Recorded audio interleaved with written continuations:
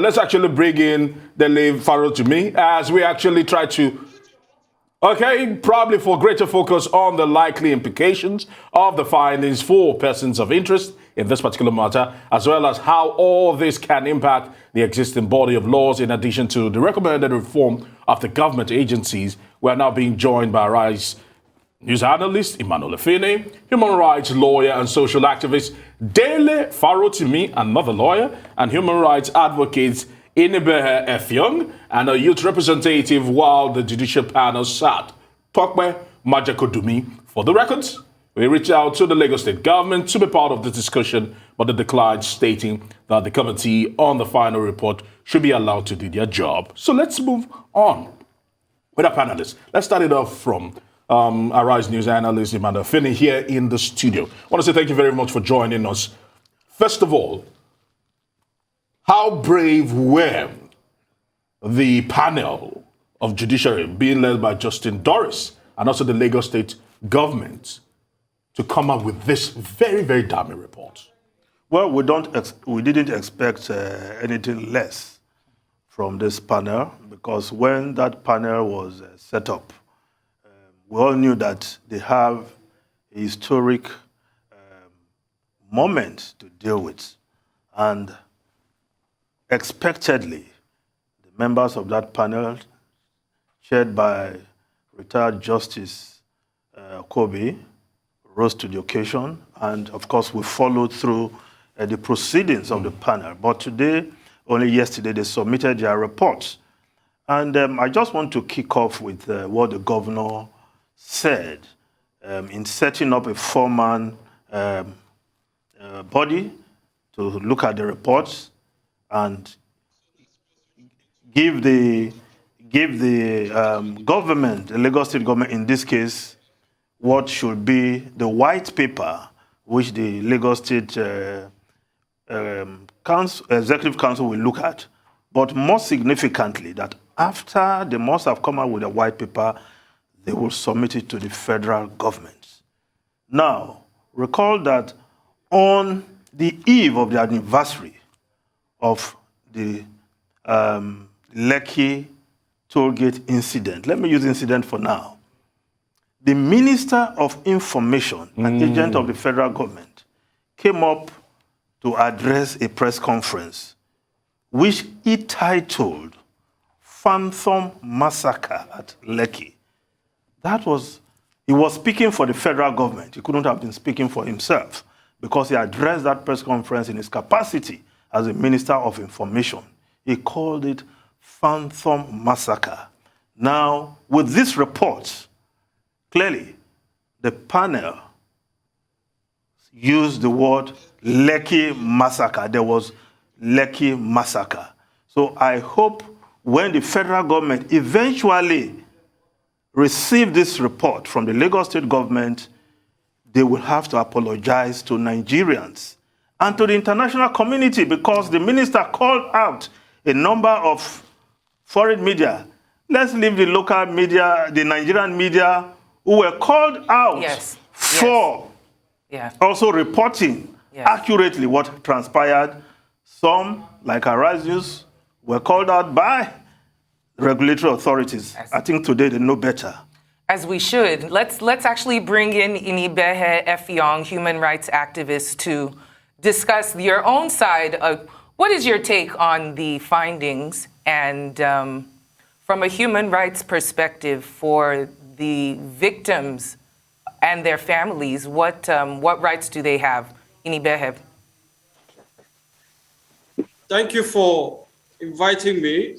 I want to start by making the point clearly that the findings of the Lagos State Judicial Panel of Inquiry on police abuses and Lekki Toll incident, as it was tagged, is a vindication of the protesters who came out to demand police reform, who came out to say that an end must be put to the continuous killing, extortion of Nigerians by the police, who came out to demand a reform of the police institution.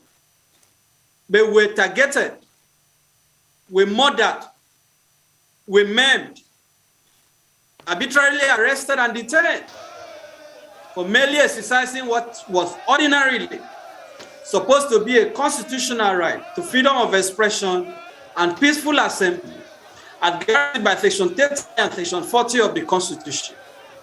Now, so much has been said about what happened or didn't happen at the toll gate on October 2020. But now that the government inquiry, constituted by no other person but the governor of Lagos State, has come out to state in unclear and unambiguous terms that one, there was a massacre on the 20th of October 2020.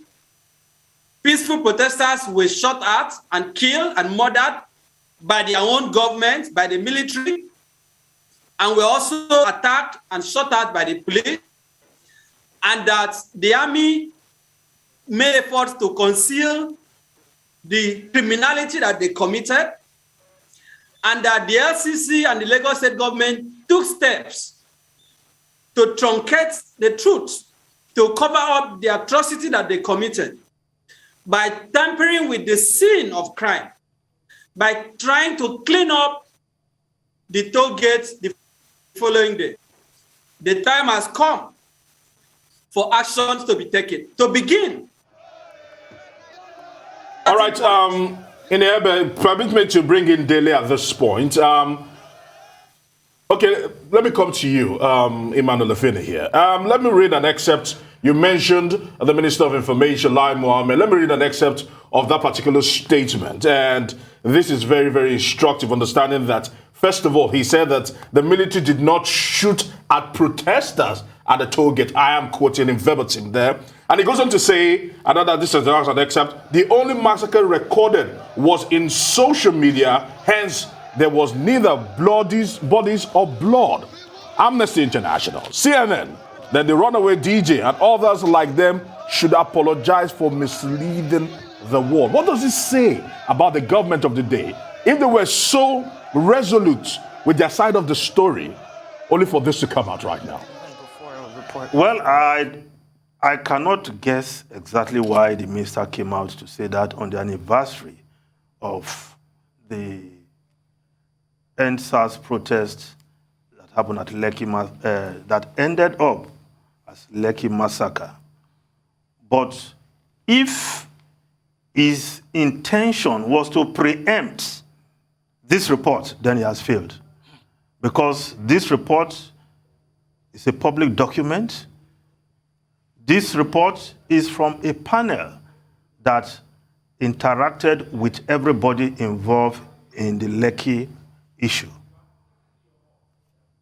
So this report, of course, has overtaken his attempt to say nothing happened, nobody was shot, nobody died at Lekki, because this report is very clear about the number of people who died from the shooting, the number of people who were injured, the number of people who were harassed by the security agencies, and clearly stated that there was an attempt at cover-up.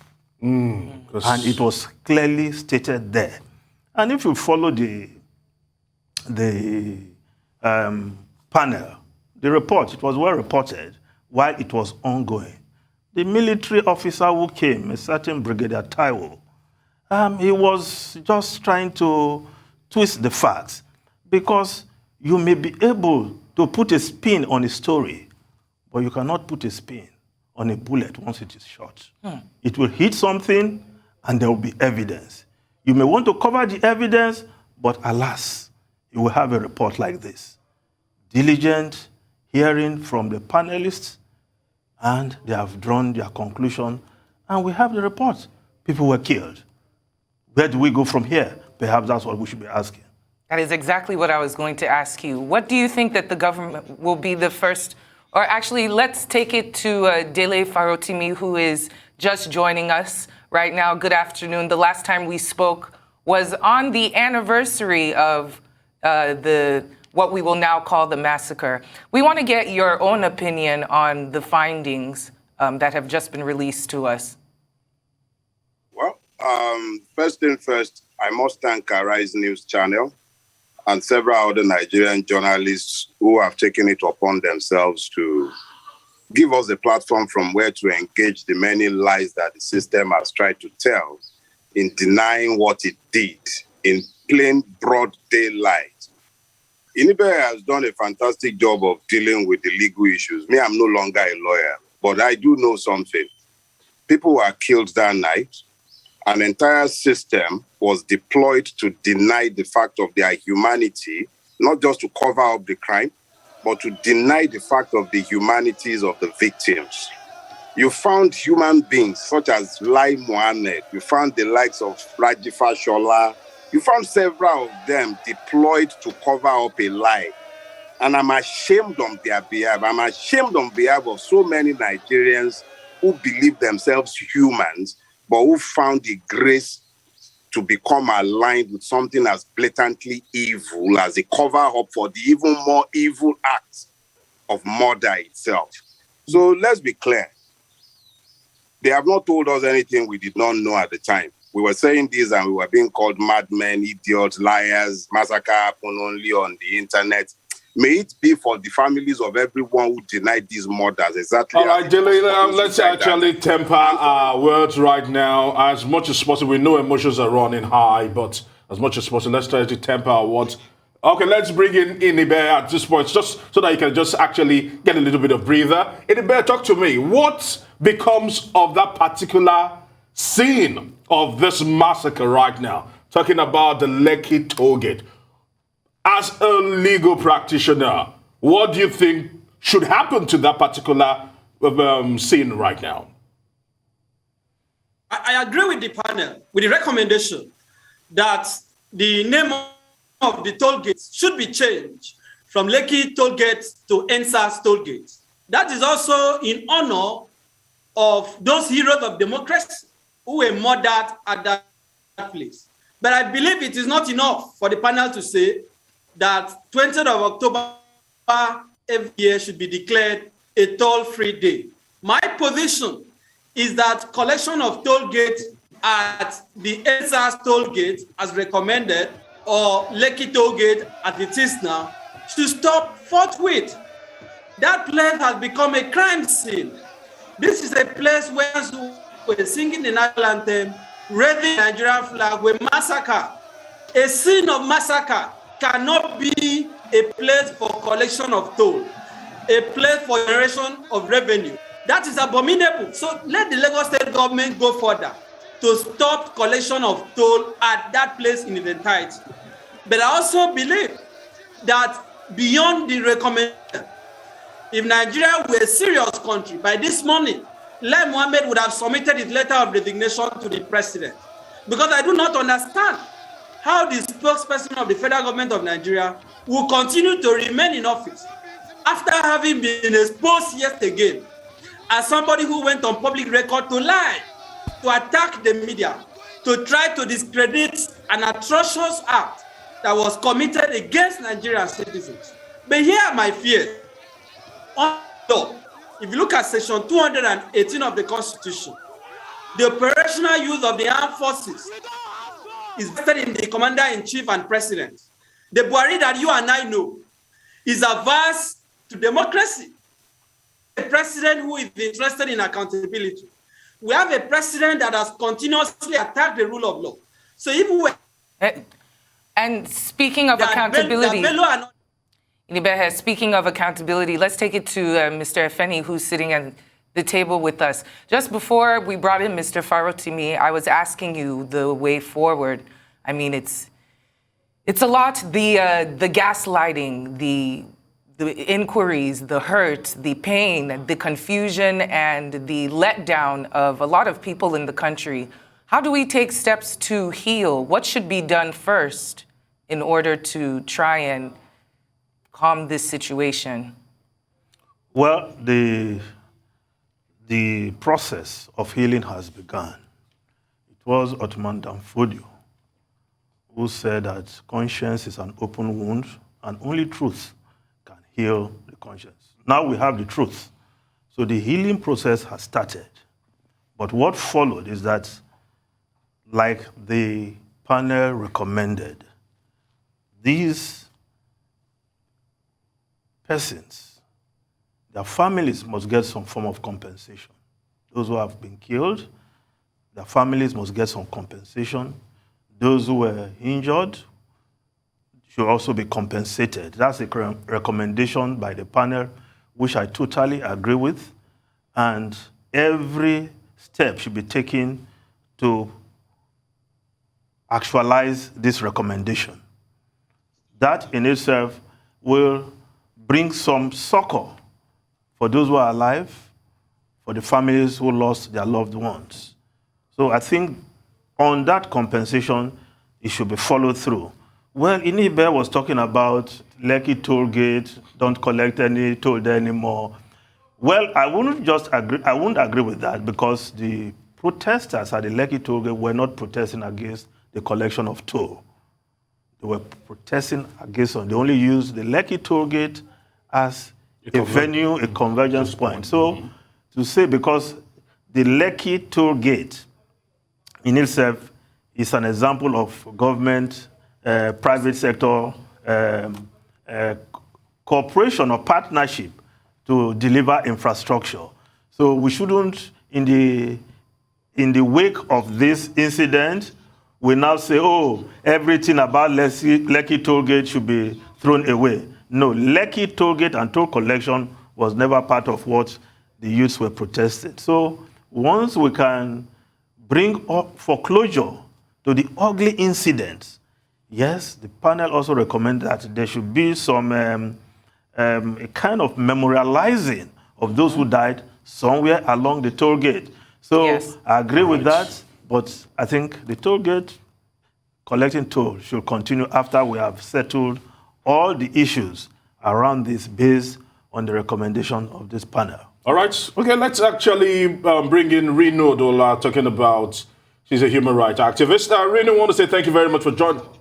Yes, and she was actually part of the panel, must also state that, which she also left at some point. But that's not the focus for today. Reno, now talk to me. I would like to, we've been speaking about this particular report that has actually come out and has been labeled a massacre. Let's talk about one brave female right now, talking about Catherine Ude, popularly known as Did the Switch. She's also released a statement. Talk to us about her bravery and the role she played in ensuring that this didn't end up as a cover-up. Well, thank you very much. In the words of Catherine, when she talked at the Oslo Freedom Forum, I think last month, I guess, yeah, she said that Fela sang a song in 1977 and tagged it Zombies. And we can see that from the report of the panel, only zombies would open fire on innocent and harmless citizens while they were busy reciting national anthem and waving the Nigerian flag. I mean, DJ Switch was somebody that, you know, I've been known, but then came into the limelight through the recent BB Naija, where she went to play, you know, so many amazing songs. And then people began to recognize, oh, this lady is actually an amazing DJ, arguably the best DJ in the country. And came October 2020, where she decided to, you know, exercise her fundamental human rights by also standing, you know, to demand an end to police brutality in the streets of Lagos.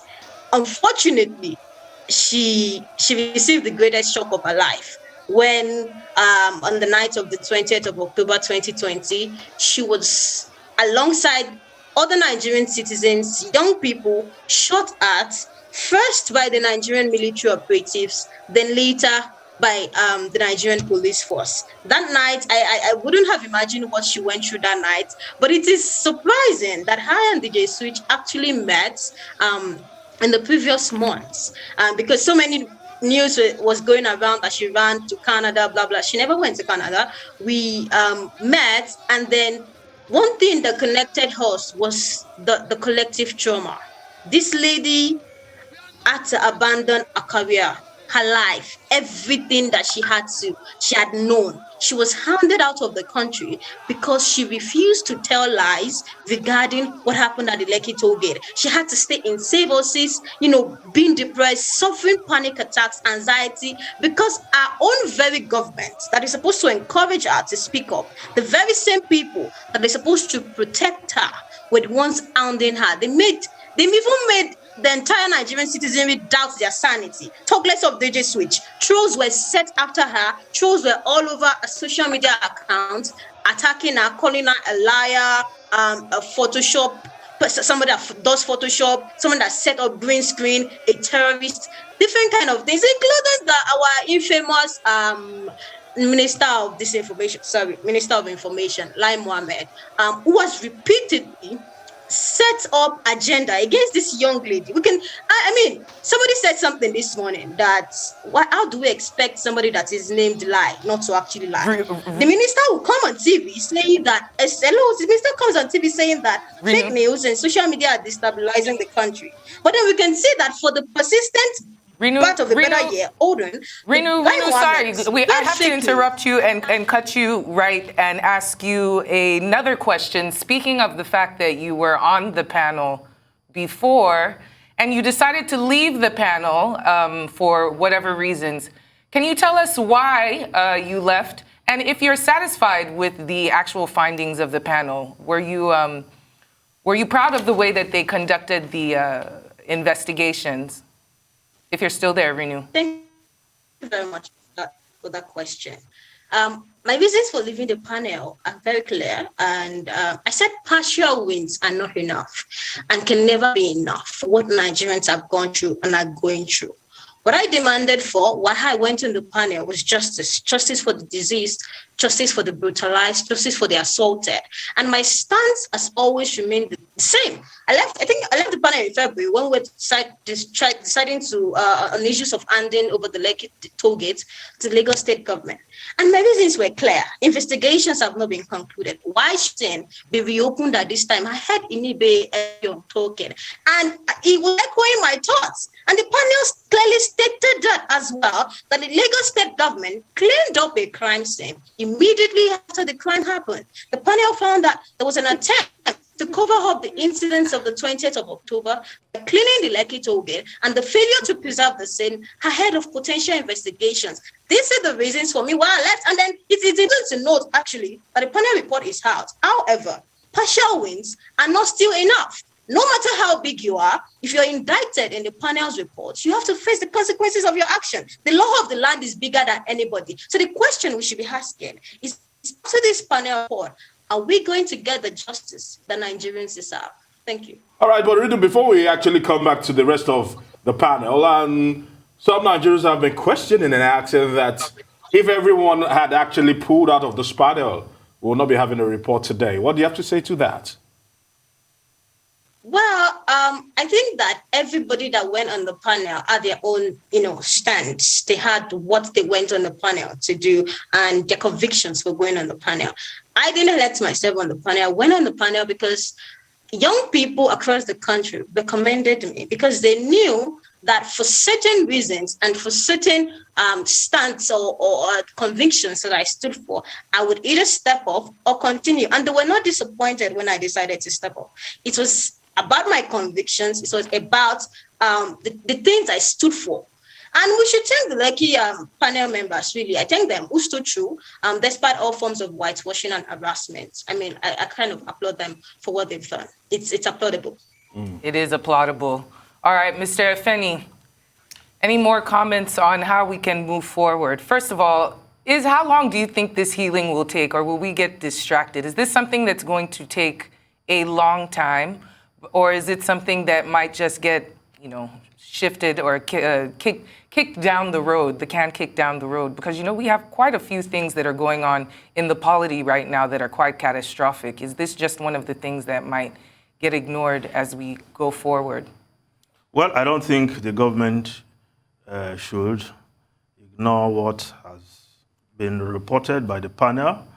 When it gets to the federal government, I hope they will do the needful because from this report, Nigeria has been put in the league of countries like China, where armored tanks moved into Tiananmen Square and mowed down innocent protesters in China. Unfortunately, we're in that league. Peaceful protesters singing national anthem, waving Nigerian flags. Nigerian army showed up, fired into the crowd, and people died. And the panel has come out with its verdict. There was a Lekki massacre. So if the government has to do what it has to do, then those officers who were involved, their superiors who gave the order to shoot, and all who are connected to the attempt to cover up must be brought to book. That is when the healing process will actually gain traction. But for those who have lost loved ones, how do you heal that? Every October 20, they will remember that our brother, our sister, died at Lekki on this day from the bullets, not of armed robbers, but of Nigerian soldiers. All right, let's briefly bring in Inibehe. Inibehe, talk to me. Now we are sure. Now we can for certainty say that people were killed on the 20th of October 2020. What can be done to ensure that the effort or the labors of our heroes past are not forgotten? And what can be done to ensure that their deaths are not in vain? Briefly. We have a problem of impunity in this country where people do whatever they like and get away with it. That is why you can see a policeman with a rifle on the road tell you, I'll shoot you, I'll kill you, and nothing will happen. Military officers, the same thing. I will kill you and nothing will happen because of the culture of impunity. For this not to be repeated, there has to be sanction. People must pay a price. People must be arrested. People must be tried. People must be dismissed for took place. And this has without delay. Otherwise, it would mean that as a country that we do not have value for human life. There is no civilized country on earth that will tolerate what happened at the toll gates. There is no civilized country. That is why I am saying that there has to be consequence. Inibehe, we have run out of time. We want to thank you so much for joining our panel. Also want to say thank you to you as well, Emmanuel Afeni, Dele Farotimi, and Rinu Oduola.